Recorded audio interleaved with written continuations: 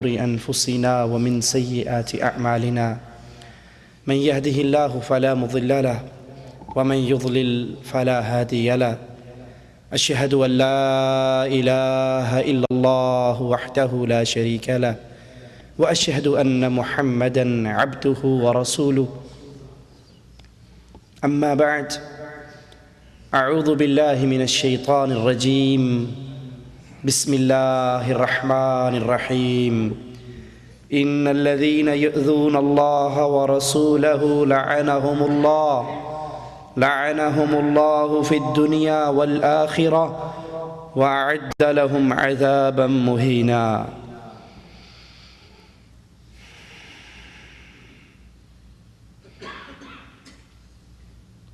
جنت کا متلاشی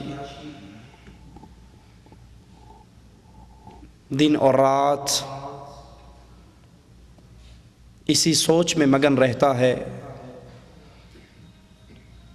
کہ کس طرح اللہ کی جنت کا حقدار میں بھی بن جاؤں. اس کی محنت، اس کا ذوق، جنت کی طلب، یہ ہر وقت اس کے دل کے اندر جگہ بناتی رہتی ہے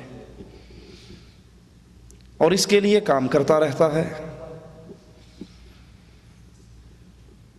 اور جہنم میں جانے والے، جہنم کا ایندھن بننے والے، وہ بھی اپنے سیاہ عملوں کے ساتھ اپنے نامہ اعمال کو سیاہ کر رہے ہیں. اور جنت میں جانے کے لیے ایک عمل بڑا مفید ہے. سائل آ کر کہتا ہے، یا رسول اللہ صلی اللہ علیہ وسلم، قیامت کب آئے گی؟ امام کائنات، امام اعظم، امام الانبیاء محمد الرسول اللہ صلی اللہ علیہ وسلم پوچھتے ہیں، قیامت کے لیے کیا تیاری کی ہے؟ یہ پوچھنے والے کہ قیامت کب آئے گی، تیری تیاری کیا ہے؟ کہنے لگا، آقا علیہ السلام، کوئی خاص تیاری تو نہیں ہے، کوئی خاص اعمال کا سٹاک تو نہیں ہے، لیکن ہاں میں اللہ اور اس کے رسول سے محبت کرتا ہوں. آقا علیہ السلام نے فرمایا، تو جن سے محبت کرتا ہے جنت میں انہی کا ساتھی ہوگا. حضرت انس رضی اللہ عنہ وارضا فرماتے ہیں، آقا کی زبان مبارک سے یہ جملے سن کر اسلام لانے کے بعد اتنی خوشی اور کسی بات سے نہیں ہوئی جتنی خوشی اس بات سے ہوئی کہ جو جس سے محبت کرے گا جنت میں اس کا ساتھی ہوگا. لوگوں، میں رسول اللہ سے محبت کرتا ہوں، ابو بکر سے محبت کرتا ہوں، عمر سے محبت کرتا ہوں، اور گمان ہے اللہ پر نیک کہ میں ضرور جنت میں ان کا ساتھی بنوں گا. تو جنت میں جانے کے لیے محبت رسول صلی اللہ علیہ وسلم بڑا بہترین ذریعہ ہے، بڑا عظیم عمل ہے. اور اسی طرح جہنم میں جانے کے لیے آقا علیہ السلام کے بارے میں غلط جملے کہنا، آپ کی اہانت کرنا، آپ کی توہین کرنا، آپ کی گستاخی کرنا، ہمیشہ کی بربادی کے لیے یہ ایک گناہ ہی کافی ہے. ہمیشہ کے لیے ایندھن بن جانا اتنا ہی کافی ہے کہ انسان اس کی توہین کرے جس کی تعریف عرش والے نے اپنے قرآن میں بیان کی ہے، جس کی تعریف میں عائشہ رضی اللہ تعالی عنہا سے جب سائل پوچھتا ہے نبی کا اخلاق کیا ہے، تو حضرت عائشہ پوچھتی ہیں، کیا تو نے قرآن نہیں پڑھا؟ کہتا ہے، قرآن تو پڑھا ہے. کہا، پورا قرآن ہی محمد کا اخلاق ہے صلی اللہ علیہ وسلم. جو اس سے محبت کرتا ہے وہ جنت میں اس کا ساتھی، اور جو اس سے نفرت کرتا ہے، اس کی اہانت کرتا ہے، اس کی گستاخی کرتا ہے، یہی عمل اس کی بربادی کے لیے کافی ہے. ایک صحابی رات کو آقا کے دروازے پہ پہرا دے رہا ہے، تازہ مسواک لے کر، تازہ پانی لے کر، اس انتظار میں ہے کہ کب میرے نبی علیہ السلام رات کو اٹھیں، آپ کو پانی کی حاجت ہو، وضو کے لیے میں آپ کی خدمت کرتے ہوئے یہ چیزیں دوں. اللہ کے نبی علیہ السلام اٹھتے ہیں، صحابی کے اس جذبے کو دیکھتے ہیں، خوش ہو کر کہتے ہیں اے میرے صحابی مانگ کیا مانگتا ہے؟ تو جو مانگے گا عرش والا تجھے عطا کر دے گا، مانگ کیا مانگتا ہے؟ اب یہ شاگرد رسول ہے، یہ محب رسول ہے، کہنے لگا آقا جب آپ کہتے ہو مانگ جو مانگتا ہے تو میں ایک ہی بات مانگتا ہوں، جس طرح آج آپ کے دروازے پہ پہرے دار بن کر کھڑا ہوں، آقا جنت میں بھی اللہ مجھے آپ کا پڑوسی بنا دے۔ کہا کچھ اور مانگ لے۔ صحابی کے جذبات کو زبان حال دی جائے تو کہتا ہے آقا اس دعا کے بعد ہاتھ اٹھتے ہی نہیں ہے، سب کچھ مانگ لیا ایک تیرا پڑوس مانگ کر۔ اللہ کے نبی علیہ السلام مختار کل نہیں ہے، جس کو جو چاہے دے دے نہیں، اختیار اللہ کا ہے۔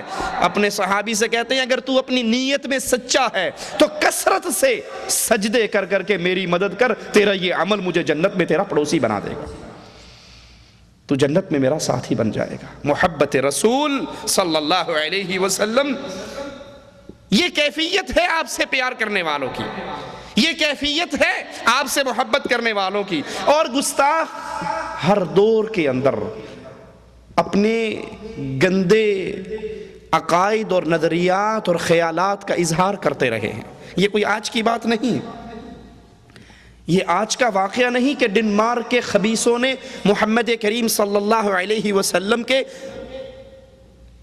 کارٹون بنائے، نعوذ باللہ ثم نعوذ باللہ، اور اپنی گندی صحافت کے اندر اس کو شائع کیا اور اپنے گندے جذبات کی ترجمانی کرتے ہوئے کہا یہ آزادی رائے کا اظہار ہے۔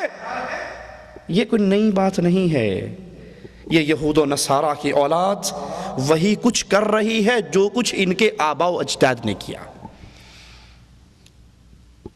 یہ اپنے بڑوں کے نقش قدم پہ چل رہے ہیں۔ یہود و نصارہ گاہے بگاہے آقا علیہ السلام کی توہین ان کے بڑے بھی کرتے رہے، ان کے آباء و اجداد بھی کرتے رہے، اور آج ان کی ذریت اپنے آباء و اجداد کے نقش قدم پہ چل کر محمد کریم صلی اللہ علیہ وسلم کی توہین کر رہی ہے۔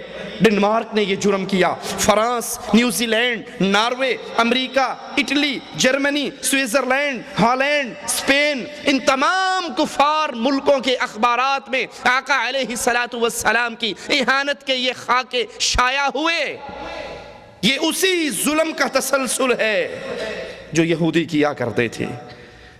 کبھی کوئی یہودیہ آپ علیہ السلام کے خلاف اشعار پڑھتی تھی، کبھی زہر والا کھانا لا کے آپ کے سامنے رکھ دیتی تھی۔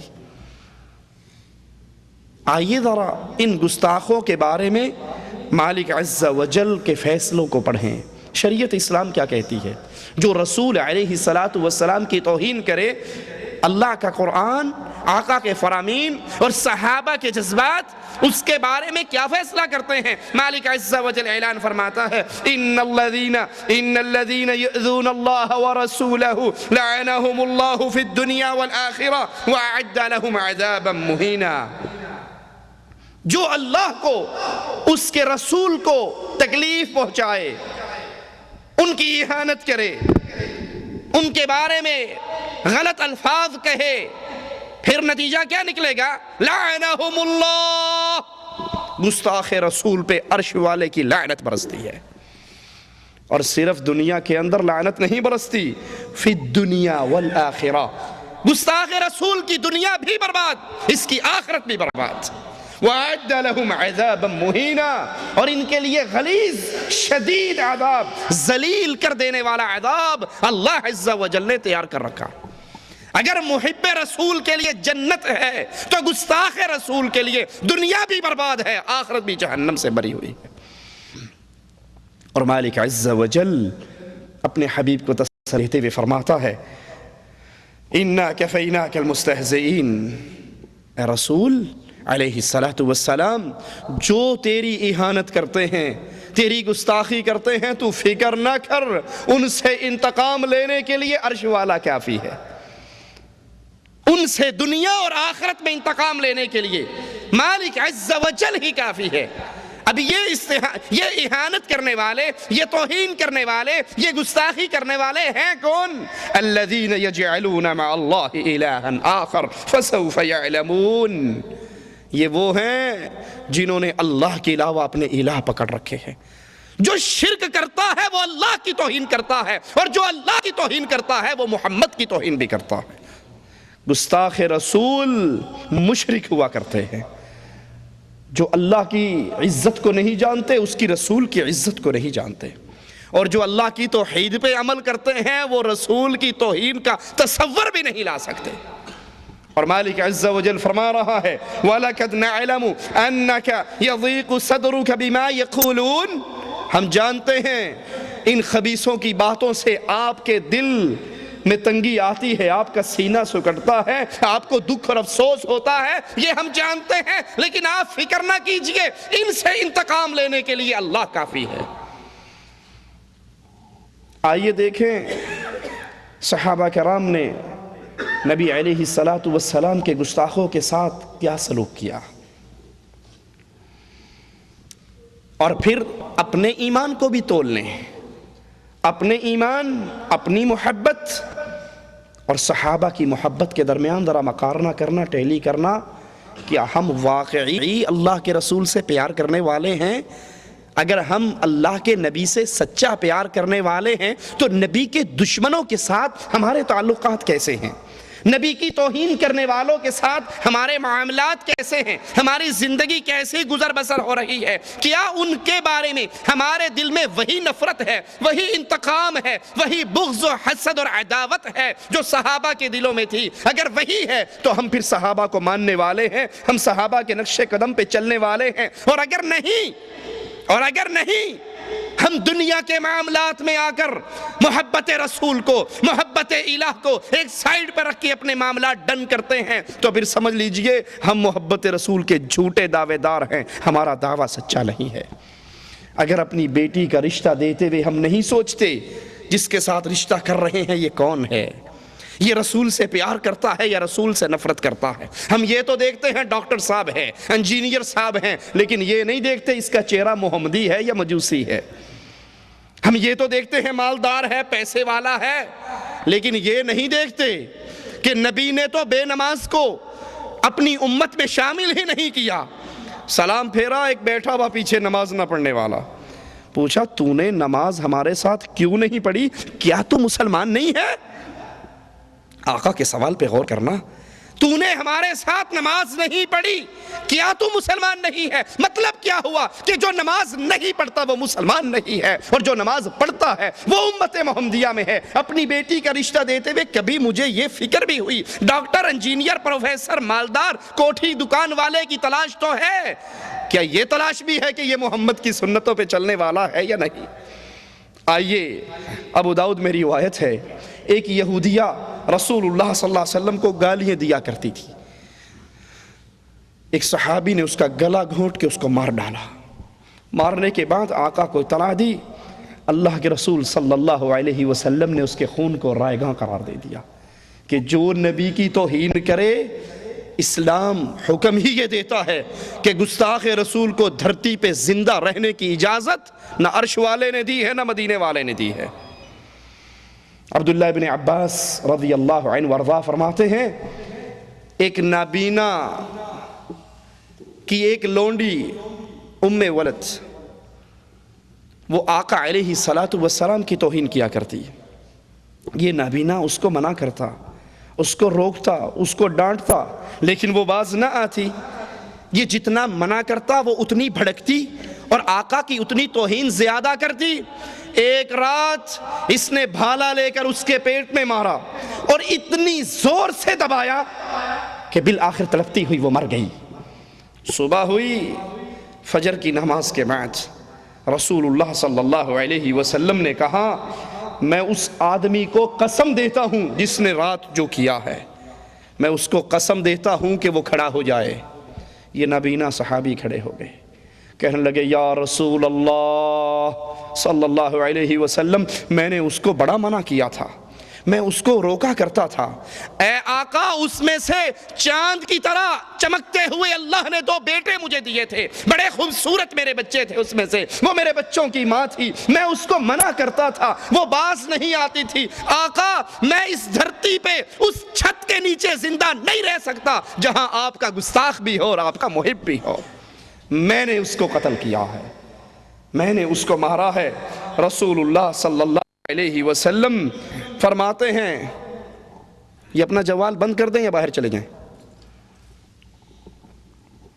جوال سننے کا اتنا شوق ہے تو مسجد میں آنے کی کیا ضرورت ہے؟ لا حول ولا قوت الا باللہ۔ رسول اللہ صلی اللہ علیہ وسلم فرماتے ہیں، تم گواہ رہو اس عورت کا خون رائگاں ہے، کوئی 2 سینگ والے آپس میں اپنے سینگ نہ ٹکرائیں، اس مسئلے میں کوئی کسی سے نہ جھگڑے، میں محمد علیہ السلام اس عورت کے خون کو رائگاں قرار دیتا ہوں، جو رسول کی توہین کرتی ہے اس کی سزا یہی ہے۔ حضرت علی رضی اللہ عنہ وارضاہ فرماتے ہیں، رسول اللہ صلی اللہ علیہ وسلم نے فرمایا، من سب نبیا قتل ومن سب اصحابہ جلدا، جو بھی رسول کی توہین کرے، جو رسول کو گالیاں دے، اس کی سزا اسلام کے اندر قتل ہے، اور جو رسول کے صحابی کی توہین کرے اس کو اسلام کوڑوں کی سزا دیتا ہے۔ جو رسول کی توہین کرے دھرتی پہ زندہ رہنے کا حق اسلام اس کو نہیں دیتا۔ ابو داؤد میں ہے، ابو بکر رضی اللہ عنہ وارضا کسی شخص پہ ناراض ہوئے، وہ شخص بھی جوابی طور پہ آپ کے ساتھ بد کلامی کرنے پر اتر آیا۔ ابو بکر رضی اللہ عنہ وارضا کے پاس آپ کے ایک ساتھی بیٹھے ہوئے، کہنے لگے، اے رسول اللہ کے خلیفہ اجازت دو میں اس گستاخ کی گردن کو کاٹ ڈالوں۔ ابو بکر رضی اللہ عنہ وارضا یہ سنتے ہی غصہ ٹھنڈا ہو گیا، اپنے گھر میں لوٹ گئے اور پھر اس کو بلایا، کہا کیا کہا تھا تو نے؟ کہا میں نے کہا تھا اے رسول کے خلیفہ اگر اجازت دے دو میں اس گستاخ کی گردن کو کاٹ ڈالوں۔ کہا اگر میں تجھے کہتا کہ اس کی گردن کو کاٹ دے کیا واقعی تو کاٹ دیتا؟ کہا اللہ کی قسم جو آپ کے ساتھ بد کلامی کر رہا تھا میں اس کی گردن کو کاٹ ڈالتا۔ جواب میں ابو بکر کہتے ہیں اللہ کی قسم ہرگز نہیں، یہ شان ابو بکر کی نہیں، یہ شان صرف محمد کی تھی صلی اللہ علیہ وسلم، یہ محمد علیہ السلام کی شان تھی کہ جو رسول کے ساتھ بد کلامی کرے اس کو دھرتی پہ زندہ رہنے کا حق نہیں، اسے قتل کر دیا جائے۔ رسول کے بعد یہ شان اور کسی کی نہیں ہے۔ رسول کے گستاخ کو اللہ کا قرآن، نبی کا فرمان، صحابہ کا ایمان اس کو دھرتی پہ زندہ رہنے کی اجازت نہیں دیتا۔ اسماء بنت مروان بنی امیہ بن زید کے خاندان سے تھی، آقا علیہ السلام کو تکلیف دیا کرتی تھی، اسلام میں عیب نکالتی، نبی کے خلاف لوگوں کو اکساتی ابھارتی۔ اللہ کے نبی بدر کے معرکے میں گئے اور یہ آقا کے خلاف بازار گرم کر رہی۔ عمیر بن عدی اللہ سے نظر مانتے ہیں، اے اللہ اگر تو نے میرے رسول صلی اللہ علیہ وسلم کو واپس سلامتی کے ساتھ لوٹا دیا میں اس عورت کو قتل کر ڈالوں گا۔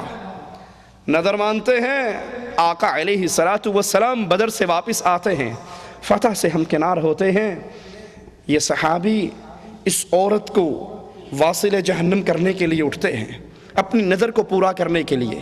یہ اپنے قبیلے میں، اپنے گھر میں، صحن میں بچوں کے ساتھ سوئی ہوئی، ایک بچہ اس کی چھاتی پہ لیٹا ہوا، اس بچے کو ہٹاتے ہیں، تلوار بلند کرتے ہیں، اس کے سینے پہ رکھ کے اس کی کمر سے پار نکال دیتے ہیں۔ رسول اللہ صلی اللہ علیہ وسلم کو پتہ چلتا ہے، آپ فرماتے ہیں تم نے بنت مروان کو قتل کیا۔ یہ صحابی ڈر گئے کہ میں نے تو اللہ کے رسول سے اجازت نہیں لی تھی، کہیں آپ میرے اس عمل سے ناراض تو نہیں ہوئے؟ تو کہنے لگے ہاں اللہ کے نبی صلی اللہ علیہ وسلم یہ آپ کی توہین کرتی تھی اور آپ کا محب آپ کے گستاخ کو برداشت نہیں کیا کرتا، میں نے اس کو قتل کیا۔ رسول علیہ السلام نے فرمایا اے میرے صحابہ کی جماعت، اگر تم میں سے کوئی دیکھنا چاہے ایسے آدمی کو جس نے اللہ اور اس کے رسول کی غیبی مدد کی، عمیر بن عدی کو دیکھ لو، یہ رسول کی غیبی مدد کرنے والا ہے، اس نے حق ادا کیا ہے اپنے ایمان کا، اس نے حق ادا کیا ہے اپنی محبت کا۔ ایک عورت آقا علیہ السلام کو گالیاں دیا کرتی تھی۔ آج کے ڈنمارک کے اخباروں میں جو بکواس چھپی ہے وہ تازی بات نہیں، یہ یہود و نصارہ کی آباء و اجداد کے کرتوت ہیں۔ اللہ کے نبی کو گالیاں دیتی، آقا علیہ السلام نے فرمایا من یکفینی عدوی، کون ہے جو میرے دشمن سے بدلہ لے، میرے دشمن سے انتقام لے، میرے دشمن سے فیصلہ کروائے، یا وہ دھرتی پہ زندہ بچے۔ میری گستاخی کرنے والا صحابی کھڑے ہوتے ہیں، خالد ابن ولید کہتے ہیں اللہ کے نبی آپ کے دشمن سے انتقام میں لیتا ہوں، اور جاتے ہیں اس عورت کو قتل کراتے ہیں۔ عبداللہ ابن عباس فرماتے ہیں ان رجلا من المشرکین شتم رسول اللہ صلی اللہ علیہ وسلم فقال رسول اللہ صلی اللہ علیہ وسلم من یکفینی عدوی فقام الزبیر بن العوام فقال انا یا رسول اللہ صلی اللہ علیہ وسلم۔ اس گالیاں دینے والے شخص کے بارے میں نبی کہتے کون ہے جو میرے دشمن سے انتقام لے؟ زبیر بن عوام کہتے ہیں یا رسول اللہ صلی اللہ علیہ وسلم یہ خدمت میرے ذمہ لگائیے۔ نبی سے محبت کرنے والوں کی کیفیت یہ ہوا کرتی ہے، نبی سے محبت کرنے والے آقا کو چھوڑ کر غیروں کو اپنا آئیڈیل نہیں بنایا کرتے۔ نبی سے محبت کرنے والے اپنے چہروں کو، اپنے لباس کو، اپنی نمازوں کو، اپنے ڈھنگ کو، اپنی تہذیب و تمدن کو، اپنے معاملات کو، اپنے گھریلو حالات کو، ایک ایک عمل میں ان کے لیے امام صرف ایک ہی ہوا کرتا ہے اور اس کا نام محمد الرسول اللہ ہے۔ ہر مسئلے میں، زندگی کے ہر معاملے میں، شادی کرنی ہے محمد کی شادی کو دیکھو، نکاح کرنا ہے محمدی نکاح کو دیکھو، کوئی مر گیا ہے تو دیکھو آقا کی بیوی فوت ہوئی تھی، کوئی پیدا ہوا ہے تو دیکھو ابراہیم پیدا ہوئے تھے، تجارت کرنی ہے تو دیکھو خدیجہ کا غلام، خدیجہ کا تاجر خدیجہ کے غلاموں کے ساتھ تجارت کرنے کے لیے نکل رہا ہے۔ حضرت خدیجہ کا مال لے کر اللہ کے نبی تجارت کے لیے گئے۔ خدیجہ کے غلام بھی ہے، محمد کریم بھی ہے، تاجر ہو تو اس کو دیکھ لو، امام ہو تو مسجد نبوی کے امام کو دیکھ لو، مدرس ہو، تعلیم دینے والے ہو اس کو، یتیم کو دیکھو، شوہر ہو عائشہ کے شوہر کو دیکھو، باپ ہو فاطمہ کے بابا کو دیکھو۔ زندگی کا کون سا موقع ہے جس میں آقا ہمارے لیے نور کا مینارہ بن کر نہ کھڑے ہو؟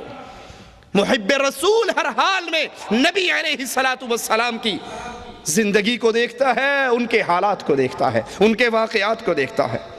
حضرت زبیر کھڑے ہوئے، کہا اللہ کے نبی آپ کے دشمن سے بدلہ میں لوں گا، اس کو قتل کر ڈالا۔ آقا علیہ السلام نے مقتول کا سارا مال حضرت زبیر کو دے دیا،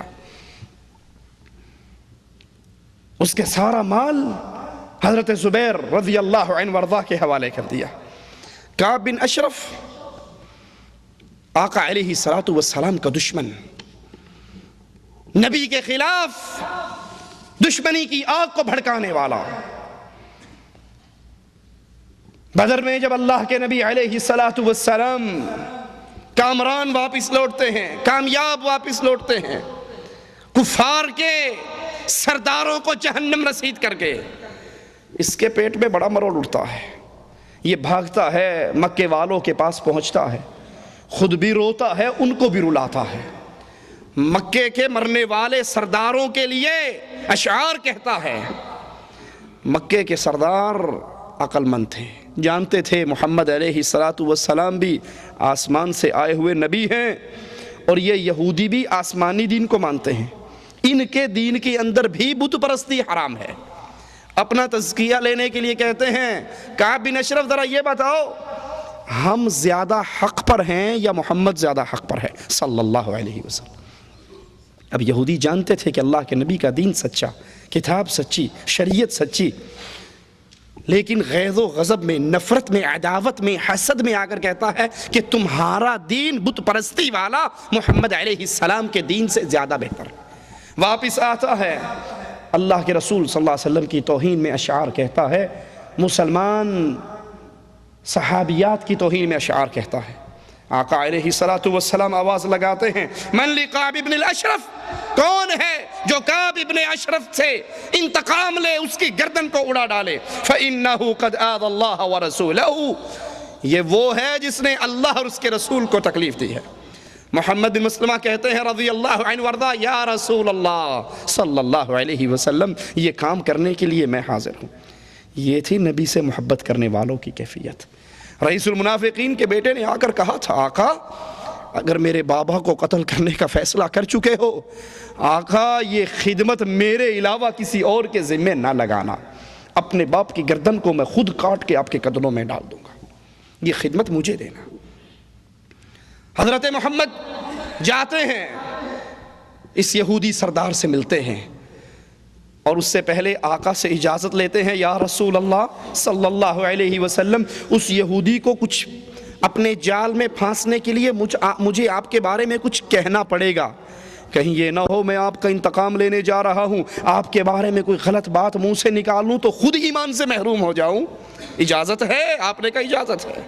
اس کو کہتے ہیں کہ یہ جو نبی جس کی ہم نے اتباع کی ہے، اس سے تو ہم تنگ آ گئے ہیں، کبھی صدقے مانگتا ہے، کبھی چندہ مانگتا ہے، کبھی زکوٰۃ مانگتا ہے، کبھی خیرات مانگتا ہے، ہم تو کھانے پینے سے گئے۔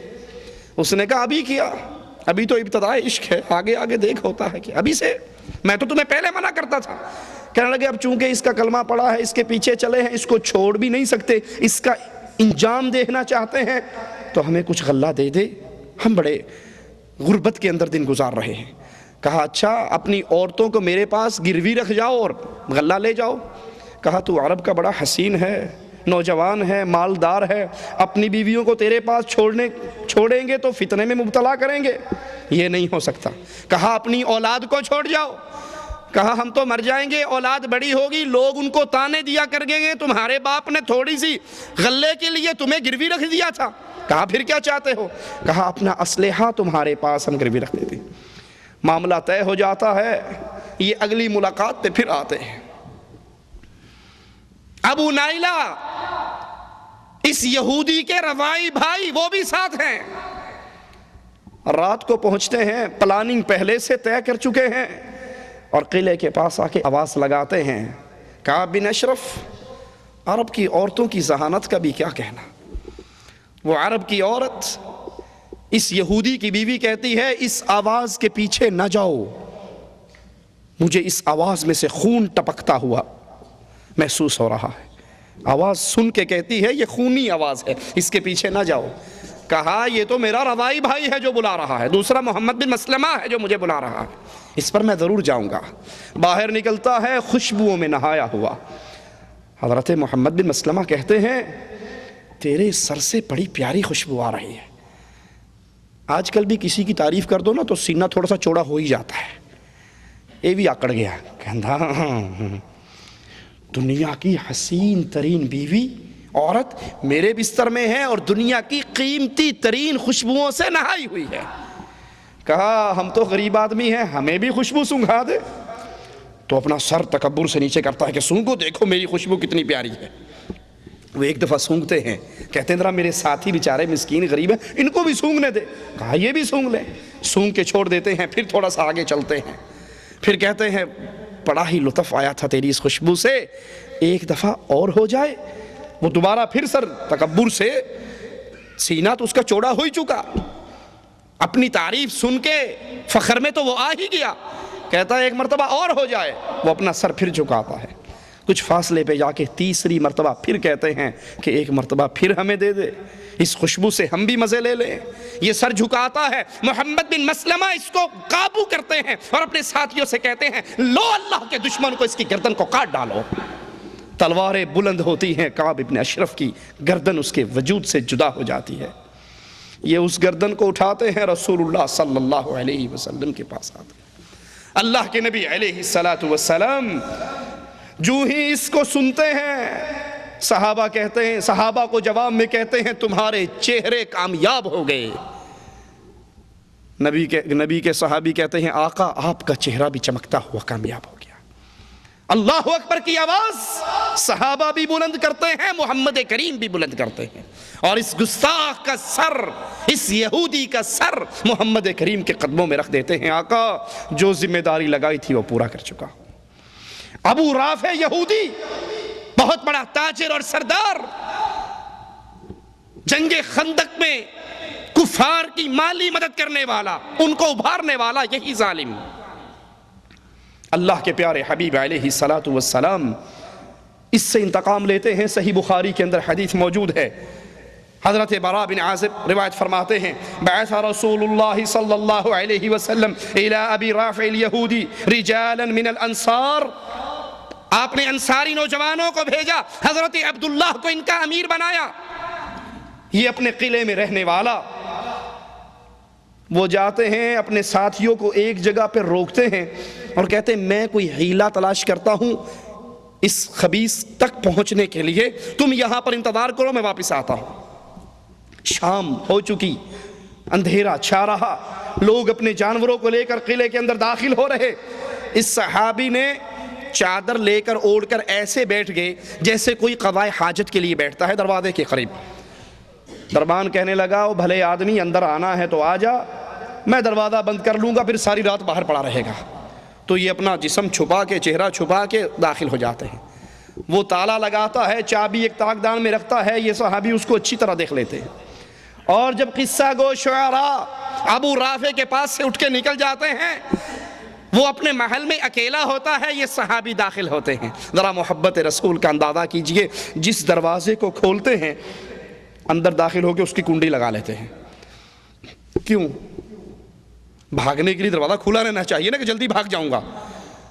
دروازہ اس لیے کنڈی لگاتے ہیں کہ اگر اس کو قتل کرنے سے پہلے قلعے والوں کو پتہ لگ گیا تو مجھ تک اس وقت تک وہ نہ پہنچ سکے جب تک اس خبیث کی گردن کو کاٹ نہ ڈالوں۔ بعد میں جو ہوگا دیکھا جائے گا، مجھے اپنی کیا فکر ہے؟ مجھے تو یہ فکر ہے کہ جو کام رسول اللہ صلی اللہ علیہ وسلم نے ذمہ لگایا وہ ادھورا نہ رہے۔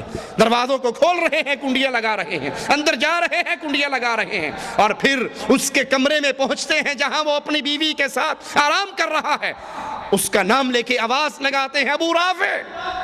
وہ کہتا ہے کون ہے؟ اس کی آواز کے اوپر تلوار کا وار کرتے ہیں، لیکن وار کامیاب نہیں گزرتا، وہ چیخ لگاتا ہے۔ یہ باہر نکل آتے ہیں، تھوڑی دیر کے بعد پھر آواز بدل کر کہتے ہیں، ابو رافع یہ چیخ کیسی تھی؟ وہ کہتا ہے تیری ماں روئے تجھ پر، ابھی کسی نے مجھ پہ تلوار کا وار کیا، اب جو آواز آتی ہے اس پہ تلوار لگاتے ہیں اور ایسا زبردست وار کرتے ہیں کہ اس کے جسم کو 2 ٹکڑوں میں بدل ڈالتے ہیں۔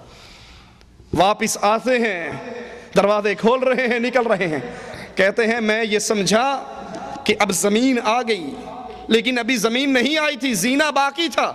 میں زمین سمجھ کے پاؤں نیچے رکھتا ہوں کہ سیڑھی سے نیچے گر جاتا ہوں، میری پنڈلی ٹوٹ جاتی ہے، میں اپنے کپڑے سے اس کو باندھ لیتا ہوں، قلعے سے باہر نکل کر بھاگتا نہیں ہوں، بلکہ وہاں دیوار کے پاس بیٹھ کے انتظار کرتا ہوں کہ میں اس وقت تک نہیں جاؤں گا جب تک مجھے یہ یقین نہ ہو جائے کہ محمد علیہ السلام کا دشمن قتل ہو چکا ہے۔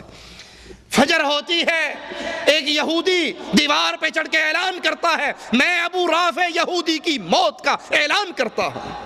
وہ اصل کاروائی کرنے والے سارے انتظار میں بیٹھے ہیں، کمانڈر صاحب کب آئیں تو حملہ کریں۔ یہ جا کر کہتے ہیں اس ظالم کا سر میں اکیلا ہی کاٹ آیا ہوں۔ رسول اللہ صلی اللہ علیہ وسلم کے پاس پہنچتے ہیں، اللہ کے نبی علیہ السلام کو اپنی ٹوٹی ہوئی پنڈلی دکھاتے ہیں، آقا اس پنڈلی پہ ہاتھ لگاتے ہیں۔ صحابی فرماتے ہیں پھر زندگی بھر اس میں کبھی درد بھی نہیں ہوا۔ یہ صحابہ کی محبت، یہ نبی کے ماننے والوں کا طرہ امتیاز، یہ ان کا طریقہ حیات۔ اور آج میرا اور آپ کا طریقہ کیا ہے؟ جانتے ہیں کہ ڈنمارک کے خبیثوں نے آقا کی یہ توہین کی ہے، لیکن اور کچھ نہیں کر سکتے، کم از کم ان کی مصنوعات کا بائیکاٹ ہی کر ڈالیں، اور کچھ نہیں کر سکتے، ان سے نفرت کا اظہار کرنے کا یہی طریقہ اپنا لیں کہ ان کے ملکوں کی بنی ہوئی چیزوں کو ہم خریدنے کے لیے تیار نہیں۔ کچھ تو اپنے ایمان کی حرارت کا ثبوت ہم بھی دیں۔ صحیح بخاری میں عبد الرحمن بن عوف رضی اللہ عنہ ارضا کا قصہ ہے، کہتے ہیں بدر کے لیے صفیں لگی ہوئی، میں دائیں طرف دیکھتا ہوں ایک نوجوان بچہ نظر آتا ہے، بائیں طرف دیکھتا ہوں انٹرینڈ ایک نوجوان بچہ نظر آتا ہے۔ ابھی میرے دل میں یہ گمان ہے کہ کاش میں بھی کچھ بہادر نوجوانوں کے درمیان ہوتا، ٹریننگ یافتہ لوگوں کے درمیان ہوتا، منچے ہوئے قاتل میرے دائیں اور بائیں ہوتے اور ان کے ساتھ مل کر میں قتال کرتا۔ میرا تو دایاں بھی کمزور ہے بایاں بھی کمزور ہے، میں ابھی یہی سوچ رہا کہ دائیں والے نے کپڑا ہلا کر کہا چچا ابو جہل کہاں ہے؟ یہ وہ نوجوان بچے جنہوں نے ایمان کی روشنی میں پرورش پائی تھی، جن کی آنکھ کھلتے ہی ان کے گھروں میں ڈش انٹینے کی لعنت نظر نہیں آتی، جن کی تربیت کے لیے ان کے ماں باپ نے گھر میں کیبل نہیں لگوائی تھی، جن کو برباد کرنے کے لیے ان کے ماں باپ نے اپنے کمروں میں گانوں کی سیڈیاں، فلموں کی سیڈیاں، بے حیائی کا بازار گرم نہیں کر رکھا تھا۔ یہ وہ نوجوان تھے جو اللہ اور اس کے رسول کی محبت پہ پروان چڑھے تھے۔ یہ وہ تھے بچے جن کی دینی کیفیت یہ تھی۔ انصاری صحابہ اللہ کے نبی صلی اللہ علیہ وسلم کے پاس آئے، انصار کی جماعت آئی یہ کہنے کے لیے، یہ سوال کرنے کے لیے کہ آقا ہمارے غلاموں کو پانی دور سے بھر کے لانا پڑتا ہے باغوں کو سیراب کرنے کے لیے، آپ دعا کر دو اللہ مدینے میں ہی چشمے جاری کر دے۔ رسول اللہ صلی اللہ علیہ وسلم نے ان صحابہ کو دیکھ کر کہا مانگو کیا مانگتے ہو، اور جو مانگو گے عرش والا عطا کر دے گا، مانگو۔ کیا مانگنے آئے تھے؟ پانی۔ اتنی بڑی گارنٹی سنی کہ جو مانگو گے اللہ عطا کرے گا، اپنا سوال بھول گئے۔ کہا آقا کچھ لمحوں کی اجازت دو، ہم مشورہ کر کے آپ کو بتاتے ہیں کہ مانگنا کیا ہے۔ ارے جو مانگنا تھا وہ تو گھر سے فیصلہ کر کے آئے، لیکن آقا کی گارنٹی سن کے فیصلے بھول گئے۔ کہا نبی نے اتنی بڑی گارنٹی دے دی جو مانگو گے عطا ہوگا، آؤ بیٹھ کے فیصلہ کریں مانگنا کیا ہے۔ ان میں ایک انصاری نوجوان بچہ بھی تھا، چھوٹی عمر کا صحابی بھی تھا۔ وہ کہنے لگا ارے پانی کے سوالیوں، پانی تو پھر بھی لایا جا سکتا ہے، جب آقا نے اتنی بڑی گارنٹی دی ہے کہ آج جو مانگو گے عطا ہوگا، تو آؤ پھر نبی کے پاس چل کے ایک ہی سوال کرتے ہیں، اللہ کے نبی دعا کرو اللہ ہم سب کے گناہوں کو معاف فرما دے۔ کہتے ہیں آقا ہم انصاریوں کے لیے دعا کر دو اللہ ہمارے گناہوں کو معاف فرمائے۔ نبی کے ہاتھ بلند ہو جاتے ہیں اللہ انصار کو معاف فرما۔ وہ کہتے ہیں اللہ کے نبی ہمارے لیے دعا کریں، آپ فرماتے ہیں اللہ انصاریوں کے بیٹوں کو، انصاریوں کے پوتوں کو معاف فرما۔ وہ کہتے ہیں یا رسول اللہ دعا کرو اللہ ہمارے غلاموں کو بھی معاف کر دے۔ یہ وہ بچے جو دین کی تربیت پہ پیدا ہوئے، جنہوں نے دین کی روحانی زندگی کے اندر جوانی کی بہاریں دیکھی۔ کیا میں نے آپ نے اپنے بچوں کی یہی تربیت کر رکھی ہے؟ او جی مولوی صاحب کیا بتائیں، گھر میں ٹی وی تھا تو نہیں، ڈش انٹینا ہم نے لگایا تو نہیں تھا، لیکن بچے پڑوس میں جایا کرتے تھے نا فلمیں دیکھنے کے لیے، ہم نے کیا بیماری گھر ہی لیا کے رکھ لینی ہے، ساڈا بچہ باہر کیوں تکے کھاوے، پتر ایتھے ہی زہر کھا آپ ہے جی۔ ہم گانے سنتے تو نہیں تھے لیکن بچے لوگوں کے گھر میں جا کے سیڈیاں دیکھتے، ہم نے اپنے گھر میں لا کے بدماشی کا اڈا کھول دیا۔ ابن عوف کہتے ہیں دائیں طرف معصوم بچہ، بائیں طرف۔ ابھی دائیں والے کی بات کا جواب نہیں دیا کہ ادھر والے نے بھی چادر ہلائی، چچا ابو جہل کہاں ہے؟ اور جانتے ہو ابو جہل کون تھا اس وقت؟ کفار کی فوج کا کمانڈر ان چیف۔ کہتے ہیں بھتیجو تم اس کا کیوں پوچھ رہے ہو؟ کہا چچا ہمیں پتہ لگا ہے کہ وہ ہمارے آقا کو گالیاں دیتا ہے، اور آج گھر سے چلتے وقت یہ فیصلہ کر کے آئے تھے یا گستاخ رسول زندہ رہے گا یا ہم زندہ رہیں گے۔ آج ماں نے یہ پٹی پڑھا کے بھیجا تھا، بیٹو یا تم اس دھرتی پہ رہنا یا محمد علیہ السلام کے گستاخ کو زندہ چھوڑنا۔ چچا آج اس کے قتل کے بغیر ہم گھر نہیں لوٹنے والے۔ عبد الرحمن کہتے ہیں مجھے ابو جہل چلتا ہوا نظر آیا کفار کی صفوں میں، میں نے کہا بھتیجو جس دشمن کی تلاش میں تھے وہ سامنے ہے۔ یہ دونوں بچے ایسے لپکے جیسے تیر کمان سے نکلتا ہے، اور اپنی تلواروں سے اس کو لہو لہان کر ڈالا، اور تلواریں لے کر دوڑتے ہوئے رسول اللہ صلی اللہ علیہ وسلم کے پاس پہنچے۔ ایک آواز لگا رہا ہے اللہ کے نبی آپ کے دشمن کو میں نے قتل کیا، دوسرا کہتا ہے اللہ کے نبی آپ کے دشمن کو میں نے قتل کیا۔ نبی دیکھتے ہیں دونوں کی ہی تلواروں پہ خون لگا ہے، کہا تم دونوں نے ہی قتل کیا۔ مسلمانوں کی کیفیت، مسلمانوں کا طرز عمل، مسلمانوں کا سلوک نبی کے گستاخ کے ساتھ یہ ہوا کرتا ہے۔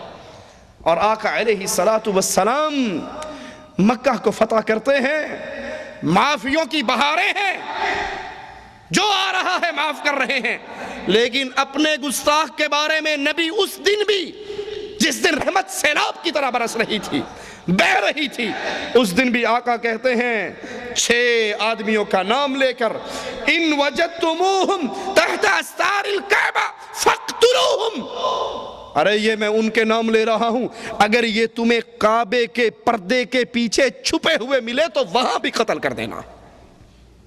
اسلام گستاخ رسول سے صرف معافی پسند نہیں کرتے، برداشت نہیں کرتے کہ آج نبی کی توہین کی ہے تو معافی کر لو، معافی مانگ لو، جی ہم سے غلطی ہوگی۔ اور جب مسلمان کمزور ہوں، نبی کے دشمن سے انتقام نہ لے سکیں، تو پھر یاد رکھو اس وقت رب اپنے نبی کے دشمن سے انتقام لیا کرتا ہے۔ صحابہ جنگ کے لیے کفار کے سامنے آتے ہیں، حضرت حسان رضی اللہ عنہ وارضاہ روایت فرماتے ہیں، کفار کی فوج میں سے ایک کافر آگے بڑھتا ہے اور رسول اللہ صلی اللہ علیہ وسلم کو گالیاں دینا شروع کر دیتا ہے۔ حضرت حسان باہر نکلتے ہیں اور کہتے ہیں، اے میرے نبی کی توہین کرنے والے، میرا نام حسان ہے، میری ماں کا یہ نام ہے، میرے باپ کا یہ نام ہے، میں فلاں قبیلے سے ہوں، تو میرے رسول کو گالیاں نہ دے، مجھے گالیاں دے لے، میں اپنی توہین کو برداشت کر لوں گا لیکن میں رسول کی گستاخی کو برداشت نہیں کر سکتا۔ اس نے مزید گالیاں دی، صحابی نے پھر منع کیا، اس نے پھر گالیاں دی۔ اب وہ کافروں کی فوج کے سامنے کھڑا ہے، ابھی معرکے کا آغاز نہیں ہوا، لیکن یہ محب رسول توہین رسالت کو برداشت نہ کر سکا، تلوار لی، اس کافر کی طرف دوڑے، وہ کافر اپنی فوج کے اندر گھسا، یہ فوج کے ہجوم کو منتشر کرتے ہوئے اس پر حملہ کرتے ہیں، کافر اس صحابی کو گھیر کے شہید کر دیتے ہیں۔ رسول اللہ صلی اللہ علیہ وسلم اعلان فرماتے ہیں، اعجبتم من رجل نصر اللہ ورسولہ، تم اس آدمی پر تعجب کرتے ہو جس نے اللہ اور اس کے رسول کی مدد کی ہے۔ یہ رسول کی مدد میں، یہ رسول کی نصرت میں، یہ آپ کے دشمن کو مارنے کی کوشش میں بھاگنے والا اللہ کے دربار میں شہادت پا جاتا۔ ابو لہب کے بیٹے نے پیارے حبیب علیہ السلام کی توہین کی تھی، آپ کی طرف تھوکا تھا، تو رسول اللہ صلی اللہ علیہ وسلم نے کہا تھا، اللہ اپنے کتوں میں سے ایک کتا محمد کے گستاخ کے اوپر مسلط کر دے۔ یہ شام اپنے باپ کے ساتھ قافلے کے ساتھ نکلا، جہاں پڑاؤ کیا وہاں پر کہنے والوں نے کہا رات کو یہاں سے درندے گزرتے ہیں، یہ درندوں کا گزرگاہ ہے۔ سوچئے ایک جملہ بڑا عجیب ہے، کافر ہے کہنے والا، ابو لہب ہے، کہتا ہے میرے بیٹے کی موت کی بددعا مکے میں محمد رسول صلی اللہ علیہ وسلم نے کی تھی، مکہ میں ہے وہ، اور میں ڈرتا ہوں کہیں وہ بددعا پوری نہ ہو جائے۔ کافر کو نبی کی بات پہ یقین، سوچیے اللہ کے لیے، کافر کو نبی کی بات پہ یقین ہے، مجھے اور آپ کو بھی اللہ کے رسول صلی اللہ علیہ وسلم کی باتوں پر یقین ہے۔ وہ کافر ہے لیکن اسے یقین ہے کہ جو بددعا محمد رسول صلی اللہ علیہ وسلم نے کی تھی وہ پوری نہ ہو جائے، اس کو تو یقین ہے۔ کیا مجھے اور آپ کو بھی یقین ہے؟ ہمیں ڈاکٹر کی بات کا یقین آ جاتا ہے، رسول کی بات پر یقین؟ مثال کے طور پہ کسی شخص کو معدے میں السر ہو اور ڈاکٹر کہہ دے کہ لال مرچیں آپ نے نہیں کھانی، اب اس کی بیگم اگر لال مرچوں والا کھانا بنا کر لے آئے، یہ کھا لے گا؟ سوچئے کھا لے گا یہ؟ کیا وہی پلیٹ بیگم کے منہ پہ نہیں مارے گا؟ کیا اس سے ناراض نہیں ہوگا؟ کیا اس سے جھگڑا نہیں کرے گا؟ ڈاکٹر نے کہا ہے کہ لال مرچیں کھانے سے تمہارا السر بڑھ سکتا ہے، تم مزید بیمار ہو سکتے ہو، تو مجھے مارنا چاہتی ہے؟ جو ڈاکٹر نے کہا ہے اس کے خلاف عمل کرتی ہے۔ سگریٹ پینے والے کو ڈاکٹر کہہ دے جناب کینسر ہو گیا ہے، یہ اور پیو گے تو جلدی نکل جاؤ گے، اب اس کی دنیا منتیں کر لے لیکن وہ سگریٹ پینے کے لیے تیار۔ جس چیز سے ڈاکٹر نے منع کر دیا، آپ بی پی کے پیشنٹ ہو، ہائی بلڈ پریشر ہے آپ کو، نمک کھاؤ گے تو شوٹ کر جائے گا، فالج کا خطرہ ہے، اب یہ زندگی بھر نمک کے قریب نہیں جائے گا، کیوں؟ ڈاکٹر نے کہہ دیا۔ ارے رسول اللہ صلی اللہ علیہ وسلم کی باتوں پر اتنا بھی یقین نہیں جتنا ہمیں ڈاکٹر کی باتوں پہ یقین ہے۔ اللہ کے نبی حکم دیتے ہیں وَاعْفُ اللِّحَىٰ، داڑھیوں کو معاف کر دو، داڑھیوں کو معاف کر دو، داڑھیوں کو معاف کر دو۔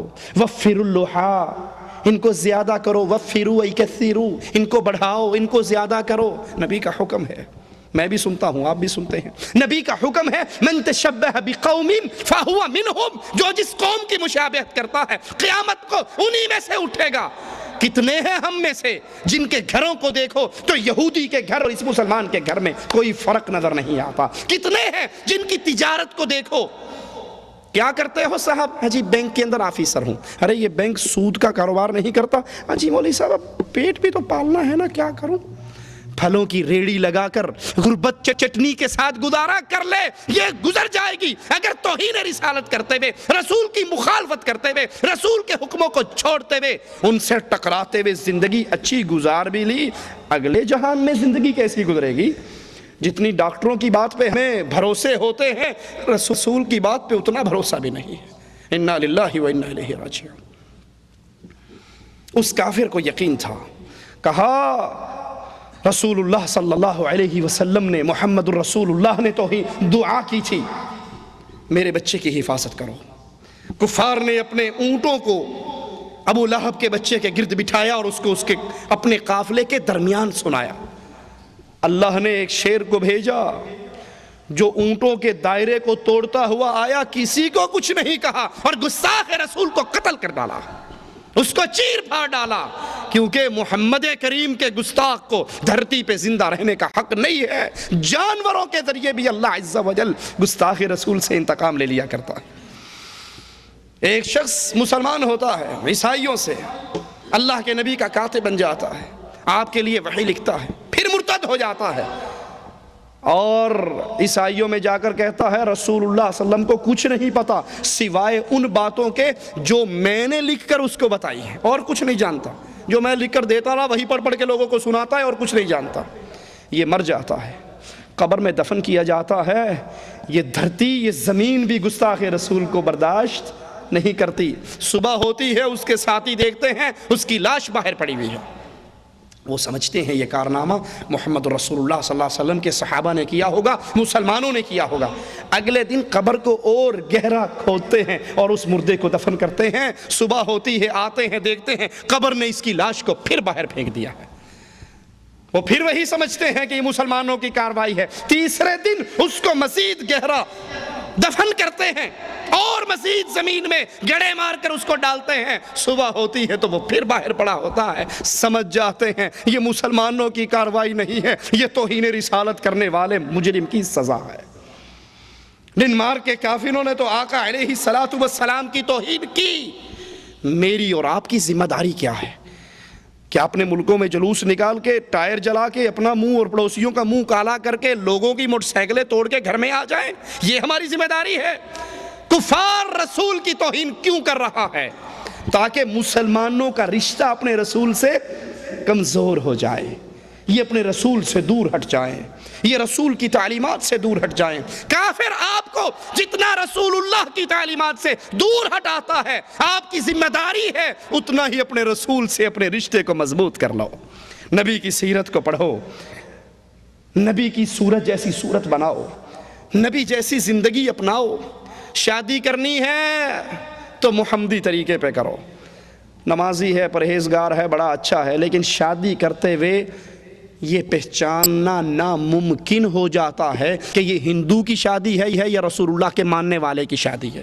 میں غلط کہوں تو مجھے ٹوک دینا۔ کیا شادیوں پہ ڈھول نہیں بجتے؟ یہ ڈھول بجانا سنت رسول اللہ ہے یا ہندوؤں کی سنت ہے؟ کیا شادی کے اوپر مہندی کی رسم، ابٹن کی رسم، لڑکی اور لڑکوں کا مخلوط ڈانس، مہندی کی رات دلہن کے گھر سے، دلہے کے گھر سے لڑکیاں نکلتی ہیں ہاتھوں میں تھالیاں مہندی کی سجائی ہوئی اور دلہن کے گھر میں جا کر ڈانس کرتی ہوئی، اس کو مہندی لگا کر واپس ڈانس کرتی ہوئی نہیں آتی، یہ سنت رسول اللہ ہے؟ آقا تو مسجد سے باہر نکلنے والے صحابہ اور صحابیات کو راستے میں اکٹھا چلتے ہوئے دیکھتے ہیں تو آواز لگاتے ہیں، اے عورتوں تمہیں حق نہیں پہنچتا کہ راستے کے سڑک کے درمیان میں چلو، اور مردوں تم راستے کے درمیان میں چلا کرو، عورتوں تم راستوں کے کناروں پہ چلا کرو۔ راوی حدیث کہتا ہے یہ ایک فرمان سننے کے بعد عورتوں کی یہ کیفیت ہو گئی کہ جب وہ چلتی ان کے کپڑے، ان کے دوپٹے دیواروں کے پتھروں میں اٹک جایا کرتے تھے۔ وہ تو اس اختلاط کو برداشت نہیں کرتے جو مسجد رسول سے نکلا ہے، اور آپ کی اور میری شادی پر پردے کے سارے معاملات ختم کہ آج خوشی کا دن ہے، جو جی چاہتا ہے کرتے ہیں۔ نبی کی نصرت کا طریقہ کیا ہے؟ کفار آپ کو سیرت رسول سے دور کرنا چاہتا ہے، آپ اپنے رشتے کو اور قریبی کیجئے، کافروں سے دشمنی کیجئے، ان کی مصنوعات کا بائیکاٹ کیجئے، ان کی تہذیب کا بائیکاٹ کیجئے، ان کے کردار کا بائیکاٹ کیجئے، ان کے اخلاق کا بائیکاٹ کیجئے۔ اپنے گھروں میں دیکھیے وہ کون سے اعمال ہیں جن کے کرنے سے کافر راضی ہوتا ہے، اور وہ کون سے اعمال ہیں جن کے کرنے سے رسول اللہ کی سنت پہ عمل ہوتا ہے۔ کافروں کے سارے اعمال کو چھوڑ کر اپنے گھر کو محمدی بنائیے، اولاد کو محمدی بنائیے، بیوی کو محمدی رنگ میں رنگیے، ایک ایک عمل میں سیرت رسول صلی اللہ علیہ وسلم کو اپنائیے، اس سیرت کی دعوت دیجئے، کتاب کے ذریعے، کیسٹ کے ذریعے، سی ڈی کے ذریعے پیغام پہنچائیے، اس کو عام کیجئے تاکہ کفار جتنا رسول اللہ صلی اللہ علیہ وسلم کی توہین کرنا چاہتے ہیں، ہم نبی کی سیرت کو اتنا ہی اجاگر کریں۔ اور جو دعوت رسول اللہ صلی اللہ علیہ وسلم ساری زندگی دیتے رہے، قولوا لا الہ الا اللہ کی دعوت، اللہ کی توحید کی دعوت، اس دعوت کو کمر بستہ ہو جائیے، گلی گلی کوچے کوچے میں ایک آوازے کو بلند کر دیجئے، لوگو لا الہ الا اللہ، اللہ کے علاوہ نہ کوئی مشکل کشا ہے، نہ حاجت روا ہے، نہ غوث اعظم ہے، نہ بگڑی بنانے والا ہے، نہ بری کرنے والا ہے، نہ غریب نواز ہے، نہ بندہ نواز ہے، نہ بندہ پرور ہے، نہ لجپال ہے۔ پالنے والا بھی اللہ، کھلانے والا بھی اللہ، پلانے والا بھی اللہ، اولاد دینے والا بھی اللہ۔ جب یہ ساری صفتیں اللہ کی ہیں تو پھر عبادت کے لائق صرف ایک اللہ کی ذات ہے، اس کے علاوہ کسی اور کی عبادت نہیں ہو سکتی۔ یہ دعوت توحید نبی نے دی، اس دعوت کے لیے نبی کی بیٹیوں کو طلاق ملی، اس دعوت کے لیے طائف میں نبی زخمی ہوئے، اس دعوت کے لیے احد کے گڑھے میں آپ کو گرایا گیا، ماتھا مبارک زخمی ہوا، سب کچھ برداشت کیا، لیکن لا الہ الا اللہ کی دعوت کو نہیں چھوڑا۔ آئیے ہم بھی اس دعوت کی تجدید کریں، ہم بھی اس دعوت کو لے کر اٹھیں، ہم بھی وہ ہم اور غم بنائیں جو اللہ کے رسول صلی اللہ علیہ وسلم کا ہم اور غم تھا۔ اللہ کے نبی نے فرمایا تھا اگر میرے یہ ایک ہاتھ پہ چاند رکھ دیں، ایک پہ سورج رکھ دیں، یہ انہونا کام کر بھی گزریں، یہ کر لیں، میں اللہ کی توحید کی دعوت سے پھر بھی باز نہیں آتا۔ اللہ سے دعا ہے اللہ ہماری خطاؤں کو معاف فرمائے، اللہ ہماری سیاہکاریوں کو معاف فرمائے، اللہ ہمیں توحید پہ قائم اور دائم رکھے، اللہ ہمیں رسول اللہ صلی اللہ علیہ وسلم کی سنت پہ عمل کرنے کی توفیق عطا فرمائے، اللہ ہمیں اپنی نماز، اپنا روزہ، حج، زکوٰۃ، نکاح، طلاق، لباس، گھر بار، تجارت، شادی بیاہ، زندگی کے ہر مسئلے میں اللہ ہمیں محمدی بنائے، محمد کے نقش قدم پہ چلائے صلی اللہ علیہ وسلم، اور اس حال میں موت دے اللہ ہم سے راضی ہو، ہم اپنے اللہ سے راضی ہوں۔ اللہ اے اللہ تجھے تیری اسماء و صفات کا واسطہ ہے مالک، تو ہمیں پیارے حبیب جناب محمد الرسول اللہ صلی اللہ علیہ وسلم کے مبارک ہاتھوں سے حوض کوثر کا جام عطا فرمانا۔ اے اللہ ہمیں ہمارے نبی کے جھنڈے کے نیچے جنت میں ان کا پڑوسی بنا دینا۔ اے اللہ جنت کی سب سے بڑی نعمت تیرے چہرے کا دیدار ہے مولا، اللہ ہمیں ان خوش نصیبوں میں شامل فرما لے جو قیامت کے دن تیرے چہرے کا دیدار کریں گے، جیسے 14ویں کے چمکتے ہوئے چاند کو دیکھنے میں تکلیف نہیں ہوتی، تیرے نبی نے بتایا ہے کہ مومن جنت میں اپنے رب کا ایسے ہی دیدار کریں گے۔ اللہم اجعلنا منہم ومعہم وفیہم بعفوک وبمنک وبکرمک۔ اقول قولی ھذا واستغفر اللہ لی ولکم ولسائر المسلمین فاستغفروہ انہ هو الغفور الرحیم۔